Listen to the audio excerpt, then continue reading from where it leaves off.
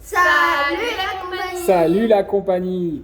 Aujourd'hui, on va faire une courte vidéo très intéressante, vous allez voir, et à mon avis, vous allez rester un petit peu choqués de ce que je vais vous annoncer. Ok? Ah ouais, tu vas voir. Quel paracha cette semaine? Shai, que toi qui réponds. Oublié. Non, non, non, non, je refuse! Tu sais très bien, c'est quoi la paracha cette semaine?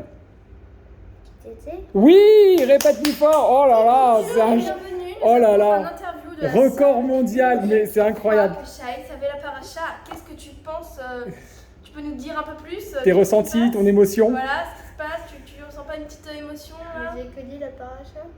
Bon, Ah, ok, alors c'est la paracha Kitetse. Dans la paracha Kitetse, il y a un pasouk qui vous concerne complètement. Et le pasouk, il concerne en fait... Il concerne que nous ou des autres gens aussi? Il concerne les enfants, c'est pour ça que j'avais très très hâte de faire ce petit pasouk. C'est marqué comme ça que d'abord, un homme, il va avoir un premier-né, d'accord? Pasouk Yud Zayin Perek Kafalef, qui a bechor ben ashnoa yakir et lo, ki shnaim bechol hashaimat selo, ki hu reshit ono, lo mishpat abchora.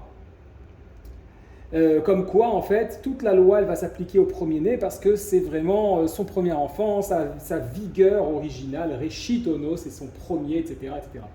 Et là, juste après cette histoire, il y a un passage qui dit comme ça, écoutez bien, qui yé les ish ben sorer ou moré, lorsqu'il y aura un homme qui va avoir un enfant qui va s'écarter de la Torah et qui va se rebeller, pardon, merci, et nenu shomea bekol aviv, il n'écoutera plus la voix de son père, ou vekol imo, où il n'écoutera pas la voix de sa mère.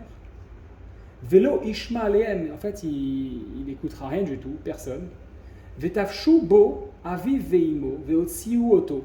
Alors qu'est-ce qui va se passer? Ils vont taper. Le père et la mère, ils vont le sortir de la ville, ils vont le sortir de l'endroit où il réside, ils vont aller voir les Zikneiro, les sages de la ville, d'accord, pour leur dire voilà ce qui se passe. Qu'est-ce qui se passe?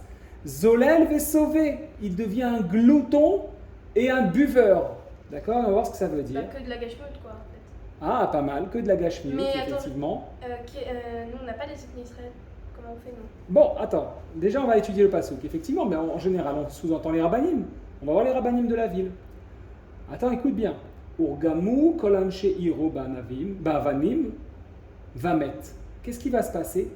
Urgamu, ça veut dire quoi? Ils vont le lapider. Ils vont lui lancer des pierres à cet enfant, les parents. Les parents, mais c'est Ouais. horrible. Et en fait, tous les gens de la ville aussi, kolanche iro, avec des pierres, bavanim, et il va mourir. Pourquoi? Uvir arta ara. Uvi arta ara mikirbecha vechol Israël ishmeu veiraou. Parce que tu devras éliminer le mal qui est de l'intérieur de toi, et tous les enfants d'Israël entendront et ils vont être irates. C'est vraiment de quand cette il n'y a chose-là. plus de bon en toi. Parce que s'il reste un peu.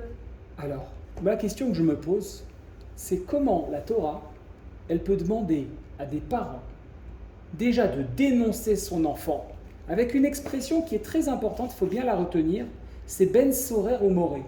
C'est un enfant qui s'écarte, sous-entendu qui s'écarte de l'éducation de ses parents, l'éducation de la Torah, parce qu'on est des enfants des parents juifs, et qui se rebelle.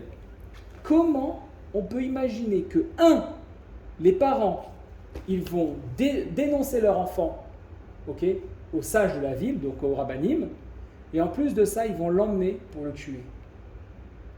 Mais c'est horrible en fait. Ah, mais c'est horrible en fait. Mais en plus. Mais comment les parents ils peuvent voir leur enfant mourir? Comment les parents ils peuvent voir l'enfant mourir? Et Shai. ils disent pas non, il y a un problème, je veux pas que mon enfant il meure. On va faire un truc là, je sais pas, il faut trouver une solution. Il faut trouver une Moi solution. j'aurais fait ça, hein. J'aurais dit désolé, mais vous dites ce que vous voulez, mon enfant il va pas mourir. Exactement. Moi, je pense que À mon avis, c'est pas du tout ce qu'il veut dire la Torah, ça c'est sûr. Moi, je pense que Bah, si c'est marqué. Bah, Ouais. je pense que il faudrait tuer son enfant, pas vraiment pour éliminer le mal, mais plus en soi, mais plutôt pour éliminer le mal qui est dans tout le monde. C'est-à-dire? Bah, une phrase qui dit un pour tous et tous pour un. si tu élimines quelqu'un pour tout le monde, Ouais. Un pour tous, oui, je comprends ce qu'il veut dire. Ça tient la route. un pour tous, tous pour un. C'est-à-dire que Peut-être finalement. que tuer quelqu'un qui est mal ne t'enlève pas le mal qu'à toi et enlève du mal aussi pour tout le monde. Tu voudrais dire qu'en fait la Torah elle va aussi d'une manière aussi extrême, horrible. Clairement, je préfère vous voir vivre une vie pourrie que d'imaginer tuer mon enfant. D'accord? Parce que Attends, voilà, c'est l'amour d'un père, on peut pas faire ça. J'ai un truc, moi. Ouais, dis-moi. Peut-être Une ébène. Une Une- ébène, une pierre. Une pierre. Ouais. C'est quelque chose de pas tamé, mais ça n'a pas de vie. Ça bouge pas. Ok, C'est nul, quoi. ok. Tu le tapes avec. En fait, l'humain, il est tellement dans la gâchemie que tu ne dois pas retourner les choses contre lui. Mais Ouais. tu prends ce qui est gâchemie et tu lui montres que c'est nul. C'est très fort ce que tu dis. Jusqu'à ce que son Yetzirara il disparaisse et il mette. Il n'y a Waouh. plus envie, il n'y a plus envie, il n'y a même pas. Il devient sadique parce qu'il n'y a plus de Yetzirara. C'est exceptionnel ce que tu viens de dire. Je suis choqué. Je voulais vous choquer avec ce T'as compris. passouk. Mais c'est moi qui ai te Je vais- choqué. Ouais, Non, mais, mais tu m'as choqué, Léna. Là, tu m'as choqué. Je suis. Expliquer, j'ai pas Ouais, je vais compris. t'expliquer. En fait, Léna, elle dit d'une manière très, très, très belle. Évidemment que dans ce passouk, on ne peut pas imaginer une seconde que la Torah, elle est sérieuse, c'est-à-dire qu'il faut le prendre au pied de la lettre. Mais comme tout, hein. Comme tout. Parce que Exactement. en plus, déjà, la Shona Kodesh, tout le monde le sait qu'il y a des La phrases. Shon HaKodesh, la qui parole sont- sacrée, entre guillemets, Kadosh, évidemment, c'est pas la même chose que l'hébreu moderne, l'hébreu qui veut dire Efo Hachirutim, où sont les toilettes, alors ça y est, on sait où c'est. Pas dit, ça vous fait bien rire ça. Hein, c'est pas du tout ça. Ou Nirotse Lishtot, c'est comme la première fois qu'on m'a dit comment tu dis j'ai bu, comment tu dis Nishatiti. Ani Chatiti, Chatiti. Et moi j'ai dit je peux pas dire Chatiti, c'est trop drôle, je peux pas, c'est pas possible. On dirait un nom d'un chat. Voilà, on dirait le nom d'un chat, exact. En fait, en la Shon HaKodesh, contrairement à l'hébreu, alors évidemment l'hébreu moderne, il y a plein de mots qui Ouais. reprennent du Lashon HaKodesh, puisque c'est la vraie première langue. Mais en la langue de la Torah, donc le Lashon HaKodesh, la parole sacrée, tout a un sens. Comme on a vu avec Shai, avec les exercices à l'école, des, comment ça s'appelait? Les valeurs numériques Ah, de chaque lettre. ouais. Ok, comment on appelle ça en hébreu? Gematria. Gematria, bravo, kol hakavod. Alors il y a des sens qui sont cachés. On Comme a le vu Anis. lors du live, et on vous invite à voir le live que je vais essayer de mettre quelque part en haut à droite ou à la fin de la vidéo ou au début. Allez voir le live de mercredi soir qui était juste une folie sur la responsabilité de nos actes. On a vu par rapport à cette vidéo-là comment on fait pour choisir, pour faire des choix et les tenir et être quasiment certain que ça aura des belles conséquences. C'est un gros travail, mais on a au moins une règle. Eh bien, on comprend que là, hein, un parent, il n'est pas censé avoir des enfants juste pour le kiff. C'est-à-dire qu'il y a une responsabilité. Bah oui, je sais pourquoi. Ouais, Bah, il crée pas des enfants pour le kiff, il crée des enfants pour continuer sa vie du coup. oui, mais aussi pour tirer des neshamot Bah, parce vers que- la terre, pour qu'une fois qu'on est tous ici, le travail il soit fini et que Kadosh Baruch Hu, il puisse redescendre. Moi je pense que si tu m'as créé Ouais. et que je grandis et que toi t'es plus là, Mhm. c'est comme si ma vie c'était la tienne puisque je viens Waouh, de toi. très fort. D'abord, c'est pas Bah, que c'est comme moi. il y a- Tu peux m'expliquer aussi ce que Elena Ouais, a bien dit sûr, j'arrive, bien sûr. Alors, Mais surtout que la Even, c'est quelque chose de domaine, c'est la chose la plus basse que je connaisse. exactement. C'est avec mais- ça que tu fais le carrelage, ce qui est en bas. Ouais. C'est avec ça que pas, tu fais Mahron, tout, c'est mais on met au sol, Marconim. on marche dessus, on l'écrase, mais j'y arrive. C'est nul. Donc il y a plein de choses. Premièrement, la Torah elle veut nous expliquer déjà une chose, c'est que il y a une responsabilité du parent. Nous on est là, on doit vous rendre des personnes qui sont capables de comprendre cette vie et d'aller loin dans cette vie, c'est-à-dire d'être indépendants, autonomes et qui vraiment, voilà, qui peuvent faire d'une vie pleine de sens, remplir votre vie de sens. Pas simplement, ok, ben aujourd'hui je vais au resto, ah ouais, ben j'ai pas d'argent pour elle, espèce de loser, espèce de winner, on sait pas où se situer et tout est une question de est-ce que j'ai un nouveau sac à main, est-ce que j'ai un nouvel téléphone portable, ah, l'iPhone 14 il vient de sortir, il faut absolument que je l'achète, si je l'achète pas je suis malheureux. C'est pas ça le sens de la vie. Il y avait quelques centaines d'années à peine, il n'y avait quasiment rien à acheter, quasiment rien, et ça a duré 4000 ans cette histoire. Pendant 4000 ans il n'y avait rien à acheter. On achetait une vache, pas pour s'enrichir, pour se nourrir. On achetait un cheval, pas Ce pour qu'il s'enrichir. fallait, On achetait ce qu'on avait besoin. les choses parce qu'on avait élémentaires, envie. un morceau de terre, justement, un terrain. On achetait une maison éventuellement, ou on la construisait en général. Donc il y avait beaucoup plus de sens aux différentes choses, d'accord? Voilà, donc ça c'est déjà un élément important. Un parent, il a cette responsabilité. Et on explique aux parents, on lui dit attention, si ton enfant il sort du chemin, ça veut dire quoi? Ça veut dire que tu n'étais pas assez investi. C'est de ta faute. Donc prends ce que tu as construit, ce que tu as créé avec ton épouse, parce que il y a trois êtres qui créent pas trois êtres. Voilà, le père, la mère et Akadosh Baruch Hu. Il y a 3 influences à une naissance.